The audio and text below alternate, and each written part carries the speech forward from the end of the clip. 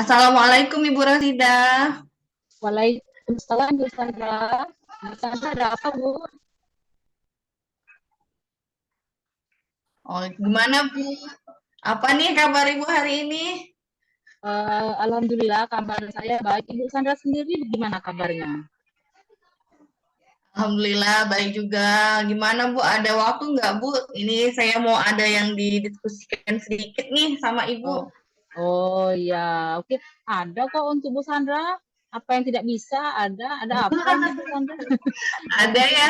Ya, iya. Ini Bu, saya mau cerita sedikit ya. Tadi kan saya masuk kelas itu di kelasnya otomotif ya. Ya Mm-mm. ampun, anak-anaknya pada tidur, Bu. Saya bingung. Udah saya bangunin, masih aja ada yang tidur. Nah, beberapa anak Ya. memang sudah kita tegur gitu, mereka Mm-mm. bangun gitu ya, Bu, ya, langsung, eee, siap mau ikut belajar lagi. Mungkin karena sebelumnya itu jam istirahat, jadi waktu saya masuk, anak-anak itu kayak bergelimpangan gitu loh, Bu, di kelas. Jadi mood saya tuh langsung turun gitu mau ngajar rasanya. Nah, ada satu anak itu saya udah masuk, saya Mm-mm. udah, tegur, udah saya panggil, udah saya bangunin, masih nggak bangun-bangun, Bu. Sampai terakhir itu, dibangunin rame-rame sama temennya, baru bangun lagi. Nah, masalahnya Bu, kejadian si anak ini bukan cuma sekali ini aja, tapi setiap minggu saya masuk habis istirahat, selalu satu anak ini pasti tidur. Kalau yang lain ganti-gantian, kalau dia pasti tidur terus gitu loh, Bu. Nah, kalau Mm. ditanya anaknya nggak mau jawab, jadi saya bingung ini Bu, gimana ya tentang masalah saya ini. Oh gitu ya Bu Sandra ya. Kira-kira Bu, apa tujuan Ibu dari percakapan kita kali ini Bu?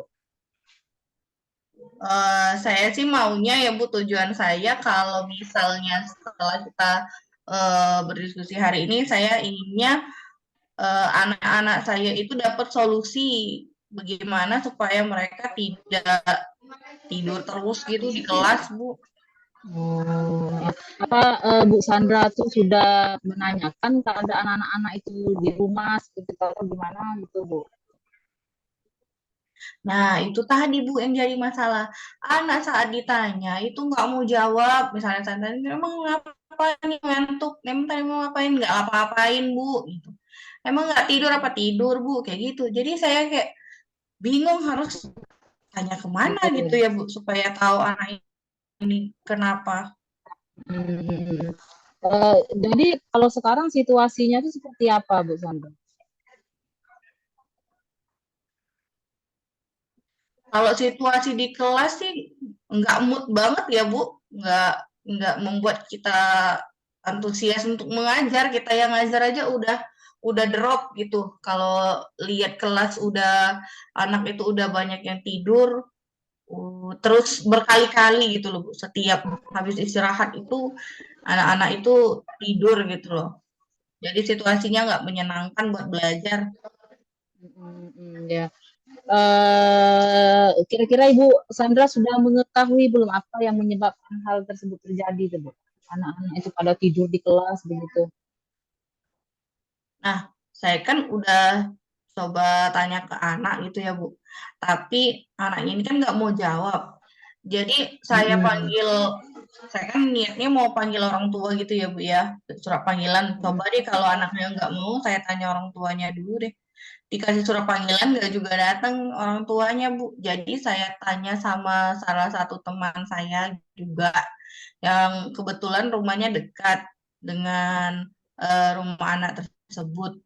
Jadi mereka itu memang kalau kata teman saya ini Bu, kalau malam memang keluarganya itu dagang gitu loh Bu, dagang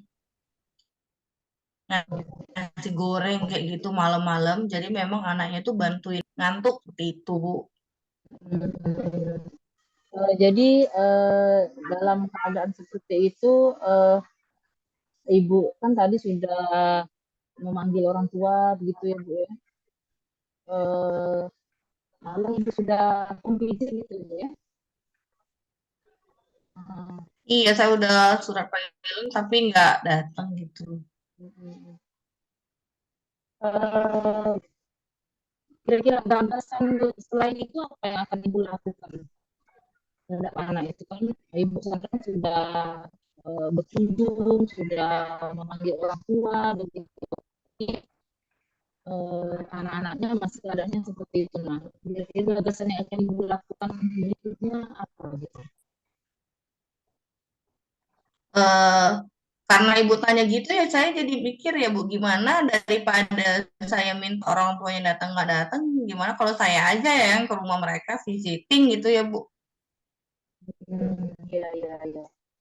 Jadi rencana ibu akan melakukan apa home visit gitu ke rumah Iya, anak. iya, Nanti saya punya gagasan itu deh, siapa tiba-tiba. kira-kira nanti yang akan menjadi partner ibu untuk menyelesaikan masalah ini nanti?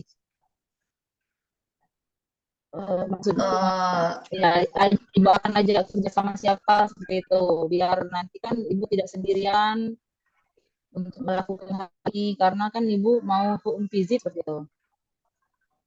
Kayaknya saya minta tolong sama pihak bimbingan konseling ya Bu ya. Tepat nggak Bu kira-kira kalau ke bimbingan konseling? Ya, jadi itu kalau kebijakan konseling kan memang sudah ada di alur kan alur bagi BK untuk mendampingi ibu seperti itu ya. Nah, kira-kira di sana nanti dengan ibu Iya, saya rasa saya mau minta bantuan BK Bu. mm, mm, mm, mm. Karena kan ini bukannya apa Minta temenin sama masalah guru BK. ya ya bukan masalah ibu sendiri saja tapi ini sudah masalah sekolah kan kalau seperti ini. Jadi memang kita benar-benar memang harus ada support system dari sekolah seperti itu Bu ya. Nah, Iya eh, Bu, kayaknya saya itu deh. ya sekarang tuh hmm, sekarang rencana ibu kapan akan melakukan visit home itu? Saya rasa home visit ini saya lakukan segera mungkin ya Bu. Mungkin kalau misalnya hari ini udah terlalu siang, mungkin besok saya akan coba home visit ke rumah anak tersebut supaya bisa bertemu dengan orang tuanya. Kayaknya besok deh Bu. Hmm, hmm. Mudah-mudahan saja dengan apa home visit itu nanti anak-anaknya hmm, Ibu Sandra nanti akan bisa ketemu dengan orang tua seperti itu ya, bisa menyelesaikan masalah yang ibu rasakan bahwa anak-anak ini sudah diberi bimbingan dan teguran masih belum ada perubahan seperti itu. Hmm,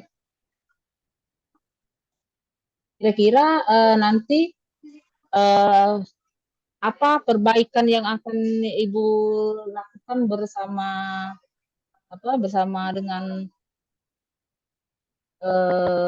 support system ibu tadi guru guru BK begitu mungkin juga melibatkan wakil kepala sekolah kira-kira apa yang akan ibu lakukan nanti di sana Bu?